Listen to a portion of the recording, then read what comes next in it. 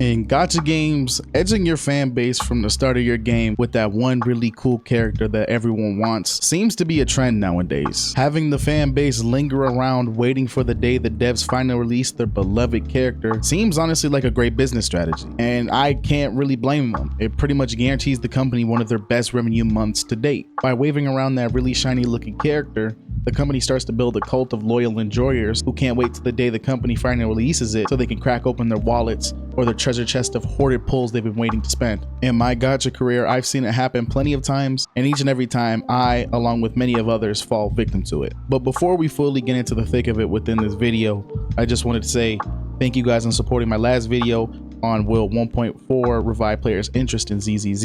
I honestly think this was my worst video I've created structurally wise, yet I'm not quite sure how it did well, but nonetheless I appreciate the support, and I can confidently say I'll do better within every single video going forth. But this channel was created to cover ZZZ content and maybe dabble into other gacha games down the road. But for now, if you enjoy ZZZ, feel free to support our small channel trying to grow. It'll mean a lot. If we can set up a 2 sub goal on this video and hit it, it'd honestly make my day. My apologies though, we had to get that free promo out of the way, but let's yap some more about this business strategy gacha companies pull on us. I guess the most prime example within our beloved game Zenless Zone Zero is Miyabi. From the get-go, Miyabi has caught our eyes since launch. With their crazy intro cutscene in 1.0, it just left fans astonished and wanting more. In my opinion, even up until our current patch 1.3, it has been my favorite cutscene yet. But what exactly makes Miyabi so special? For one, her design. Let's keep it a buck, we're all anime weebs here. Any character we see with the katana, we are automatically drawn to. This, matched with her simplistic yet effective look, naturally draws us to her design. But obviously, the biggest reason is from her somewhat gameplay reveal in the 1.0 cutscene, and it really paints Miyabi to have this really cool looking kit. I can confidently say that when 1.4 is released, Miyabi's banner will be the #1 most generated revenue character banner for ZZZ, all because of how they edged us for 4 patches waiting for this character.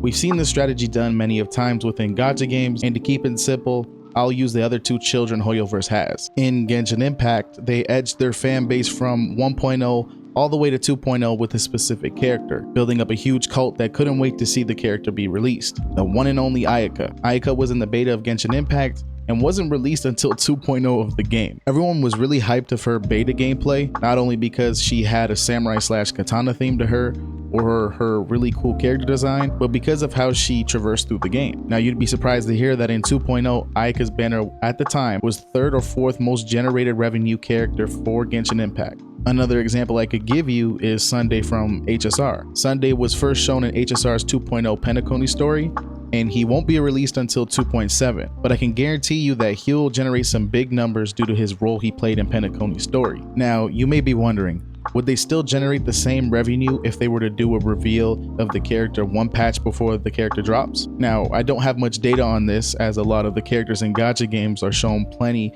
of patches before the release because of story, or even the ones that I could give you examples of, I don't really want to, as we could really go into it and see why they didn't generate revenue totally unrelated to the fact that they were announced on such short notice. You could say it's because of their character design or gameplay, or even their kit in the time of the meta.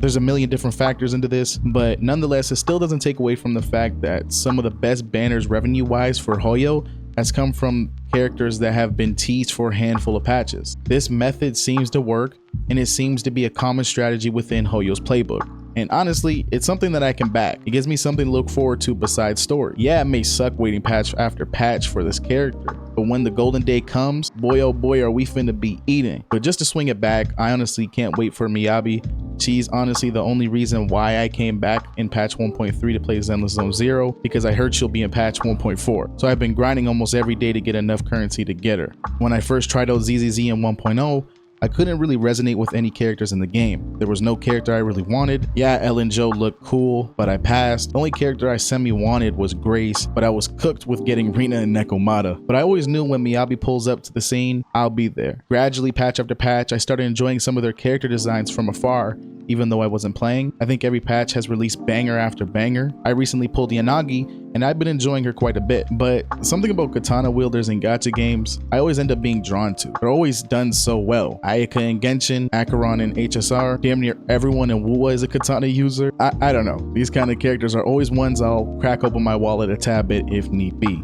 But I think I've yapped long enough. As always, let me know what you peeps think about this video. Do you guys enjoy it when we are teased with a character patch after patch, or would you prefer it just be handed to us right away? I'm always open to criticism as it helps me become a better content creator down the line. Thank you for all who stayed till the end of the video.